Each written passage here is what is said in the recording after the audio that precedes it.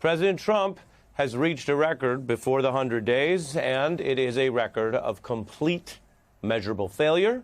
Many of his own advisors and Wall Street allies view it as humiliating.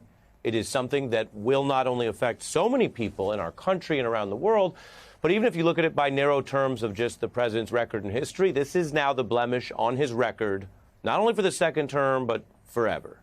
The record is the self-inflicted choice to wipe out this much value in the stock market over just 2 days.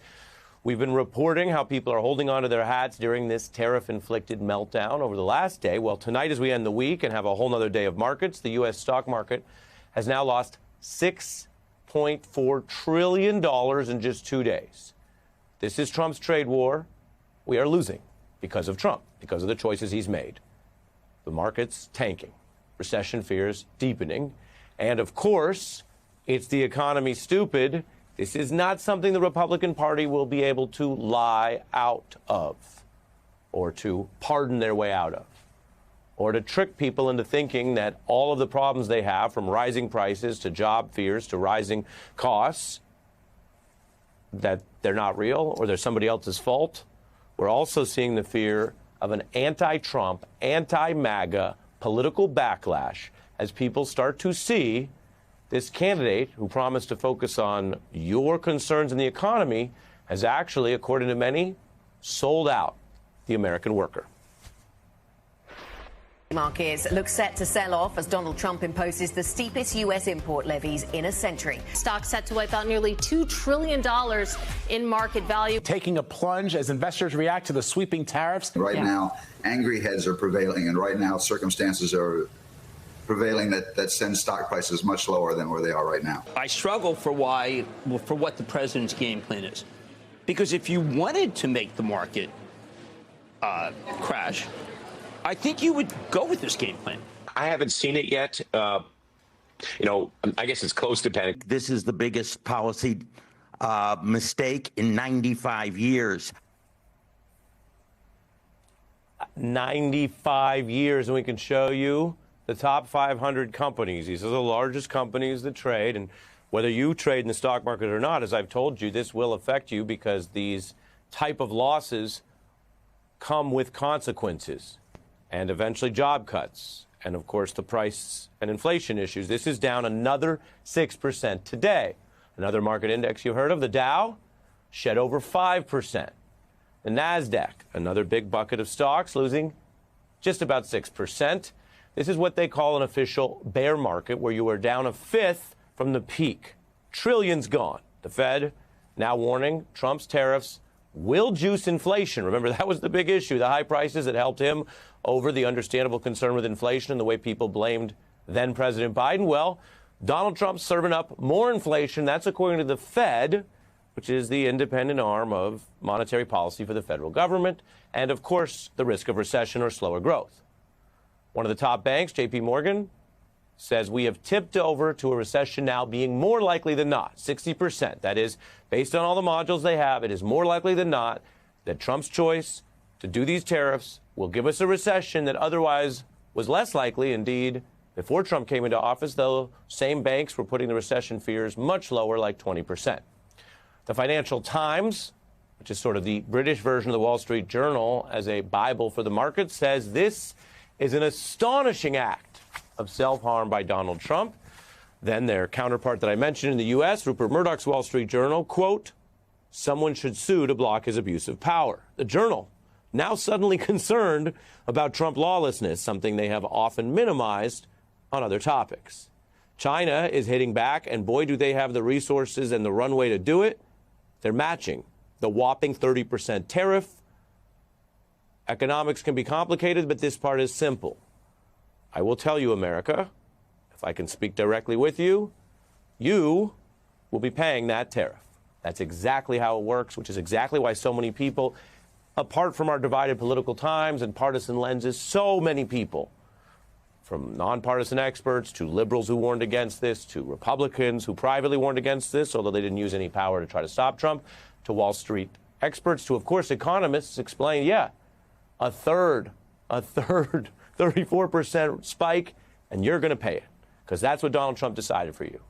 Welcome to Donald Trump's America and his economics. Now, on the politics side, Republicans, late, quietly, with a shuffle step, are starting to see how this could doom their party for even more than one election.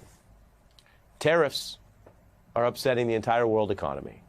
There's political peril for the party that brought them, and take one of the Republicans who for years has backed Donald Trump ever since they made a power pact when Trump became president the first time, but now a new tune from Ted Cruz. If the result is our trading partners jack up their tariffs and we have high tariffs everywhere, I think that is a bad outcome for America. Tariffs are a tax on consumers, and I'm not a fan of jacking up taxes on American consumers. So my hope is these tariffs are short-lived. Hope all you want. We are in deep. We've lost trillions. Even if Donald Trump can see the failure, can hear the markets and the television coverage and the press coverage savagely noting the savage pain that he's brought to the United States, to consumers, to workers, as well as the rest of the world, that doesn't mean he has known to adjust after going this big and this deep. Other conservatives now admitting the problem. I'm not going to bubble wrap it. What's happening is not good. The same people that voted for you to play by the rules, put away money for taxes, put money away for retirement, are really feeling the brunt of collateral damage of this. Look, I hate tariffs. I think they're stupid. I think they're backwards. I don't think that they help the American economy. The president has a different opinion. I'm certainly concerned about what's happening right now in the markets, and I hope the administration is looking at that as well. It's hard to find a Republican who's willing to do an interview and wants to defend this stuff, which tells you the free fall. Remember, there's been a lot of talk about the trade war and a lot of bluster and some stops and starts, which we covered, but this is now the red-hot core of it. These are these first 2 days when it hit this level with these global tariffs and the pain. And in these 2 days, Republicans starting to admit they have a Trump problem. Many of the people you just saw on your screen, they cater to a base that likes Donald Trump and identifies as MAGA, but there are even limits there because they can see that they could lose their jobs, their perch, their audience, in the case of some of those commentators, because people are paying this pain. When I show you bear market 20% crash territory, after that will come the firings and the job losses. Now, most of the elected Republicans, though, are not yet even trying to use the power they actually have. They can do interviews, but they actually have power in Congress. There's been this push for a Senate bill that would better control and limit Donald Trump's tariff instincts. Most Republicans haven't supported that. A handful did. Meanwhile, business owners are feeling it. Experts predict prices across the board, including appliances, clothing, groceries, and cars, are expected to go up. I'm a little afraid that the price will be going up, which means a higher car payment with me, and I have 2 little kids, so that's going to be a little hard for me, too. As a small business, we can't absorb that kind of increase in product. So we're having to reprice. In one word, how you're feeling about what's happening in the stock market right now? Anxious? Yeah. I mean, it's not too clear what's going to happen. Terrified. Why terrified? Vulnerable people were always unsafe, and now they're made even more vulnerable. And that's just a couple days in. There's also resistance. Protesters against the Trump-Musk agenda, as well as this economic pain, say that they have, and you can see the bullets here from this group, Hands Off, they have now confirmed protests, often more than one, in every state in the country this weekend. So the chaos is real. The pain is real. And Donald Trump basically walked off the job. Think about this level of economic calamity. When COVID hit and you had the crash, it was everyone's focus.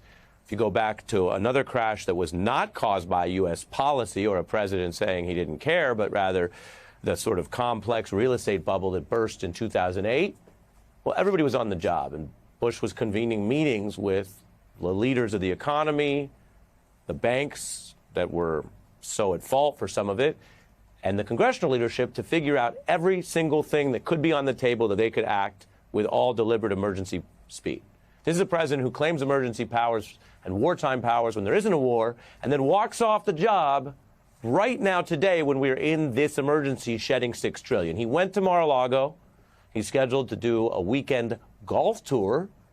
So he left work early for that, left the White House, wasn't physically on site to deal with any of the type of meetings I mentioned that Bush did, or talk to people in Congress, or anything to even try to quiet the markets and show leadership.